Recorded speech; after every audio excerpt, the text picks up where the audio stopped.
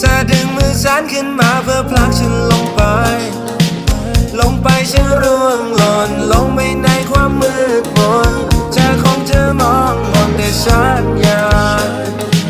ให้เธอได้รู้ฉันรักเธอมากเพียงใด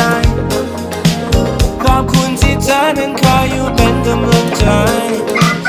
ไม่ว่าพรุ่งนี้จะเป็นยังไงใจฉันยังตามเธอไปทุกๆวันแค่เพียงต้องการให้เธอได้อยู่ตรงนี้นานๆฉันเข้าใจดีเมื่อมีความรักก็ต้องมีทรมาน I need you now but I need you now I really need you right now